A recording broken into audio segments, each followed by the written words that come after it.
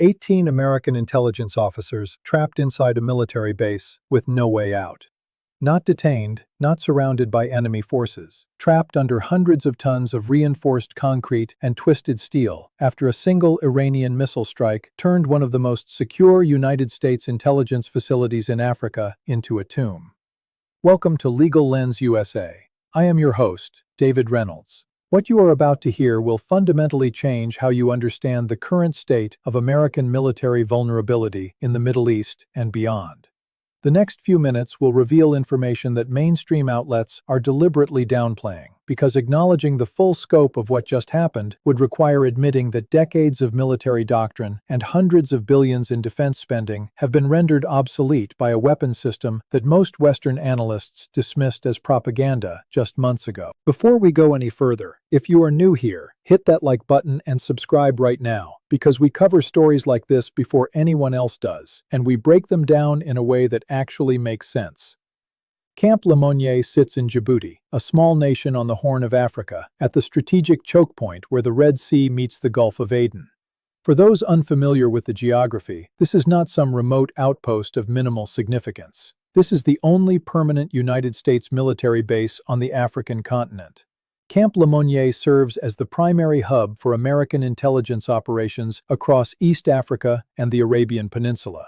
It houses approximately 4,000 military personnel and contractors. The facility operates as a drone base, intelligence collection center, and rapid response staging area for operations throughout the region. The base footprint covers approximately 500 acres. Inside that perimeter sit reinforced command centers, satellite communication facilities, aircraft maintenance hangars, ammunition storage bunkers, and the hardened intelligence processing center that became the target of the Iranian strike. The intelligence facility itself was built to survive. Reinforced concrete walls several feet thick, blast-resistant doors, independent power and life support systems designed to maintain operations even under direct attack.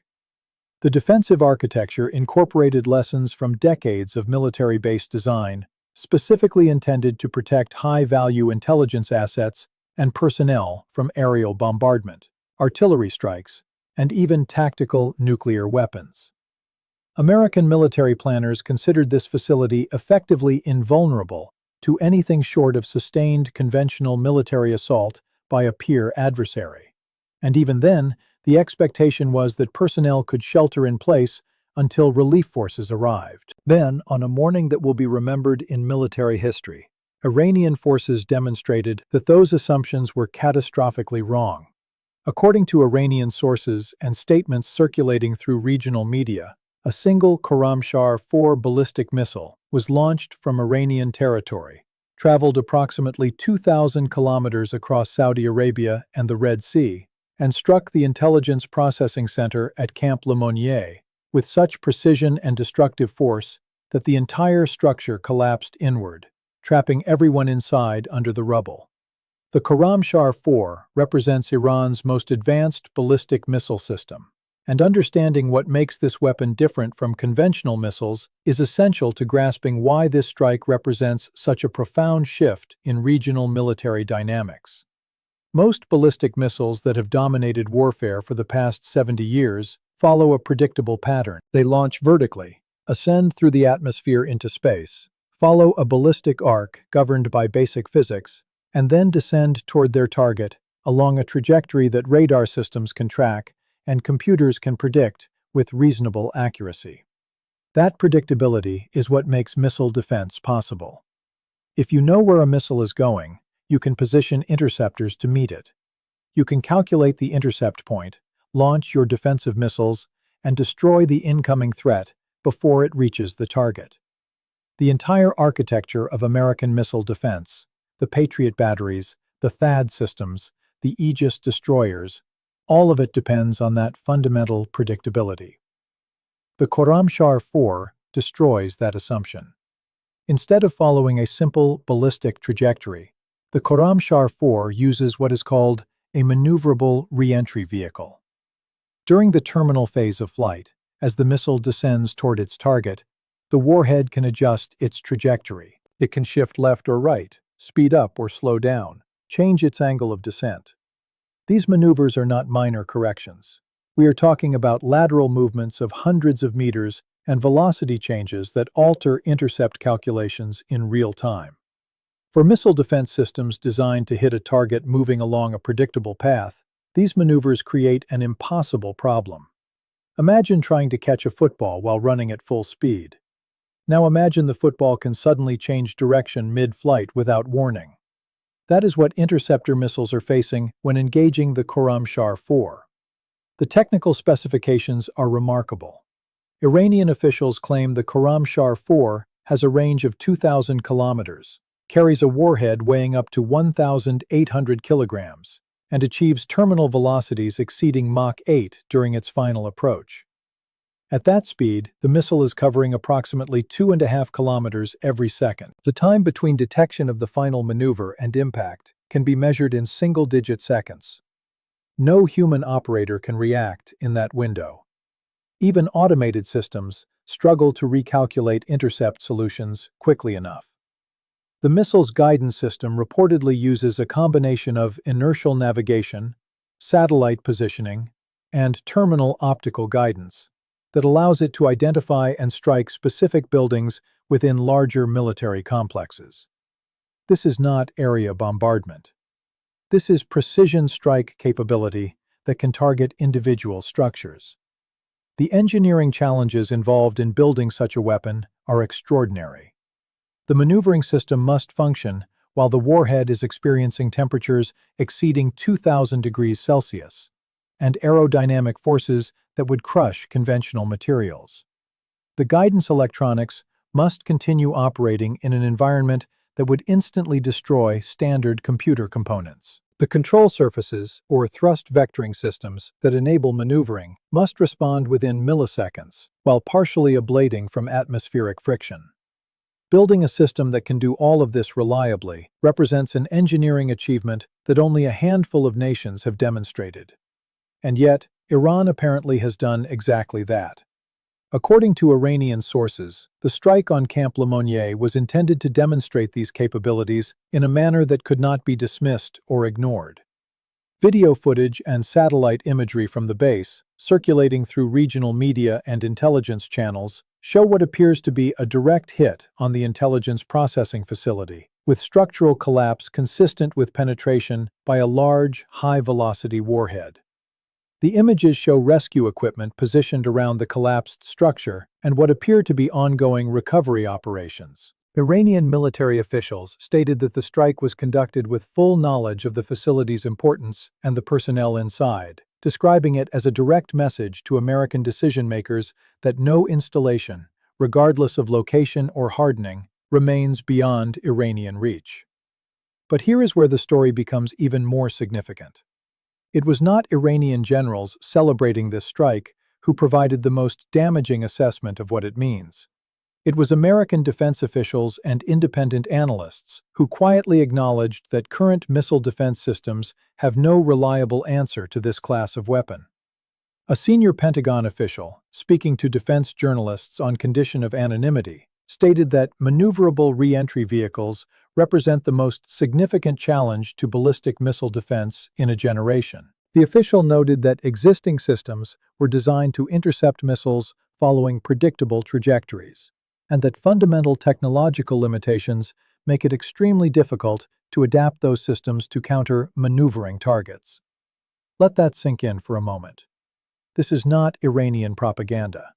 This is the American Department of Defense acknowledging that a weapon system they dismissed as exaggerated or unproven has rendered billions of dollars in missile defense infrastructure inadequate.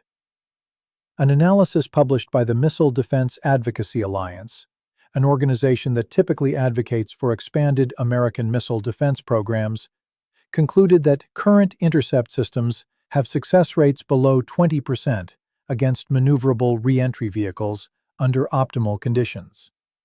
Under combat conditions, with electronic warfare, decoys, and multiple incoming missiles, the analysis suggested success rates could fall into single digits. Read that again. Single-digit success rates. That means 9 out of 10 missiles get through. What does this mean strategically? This is where the story goes from shocking to genuinely alarming.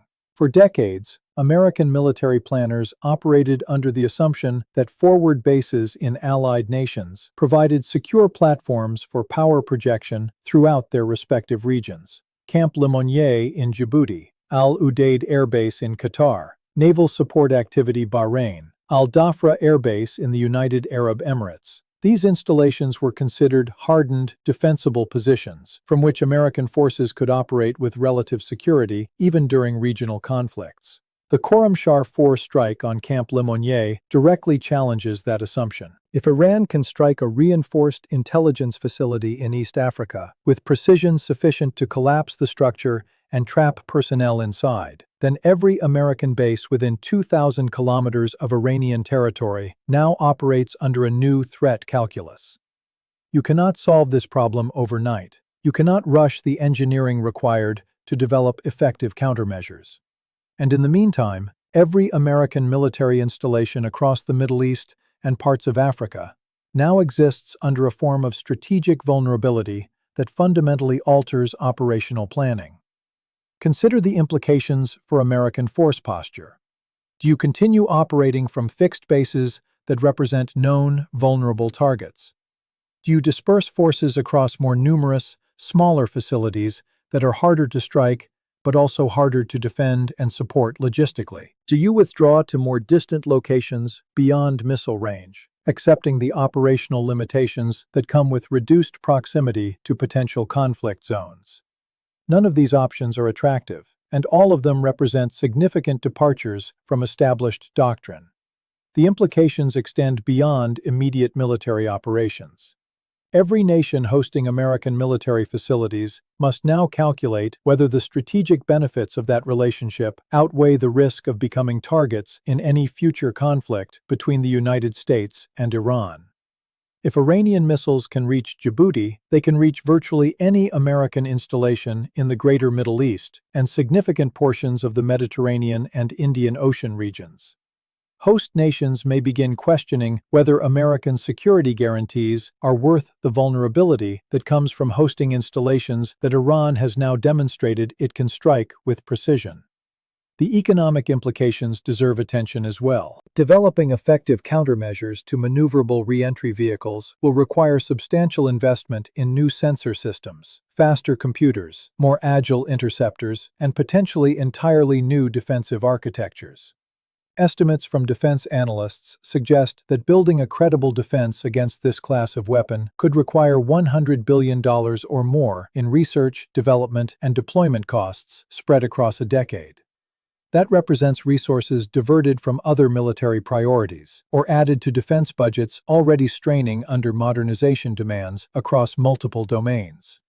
The strategic competition with China, the nuclear modernization program, the recapitalization of the naval fleet, all of these efforts now must compete with the imperative to address a vulnerability that Iran has just demonstrated in devastating fashion.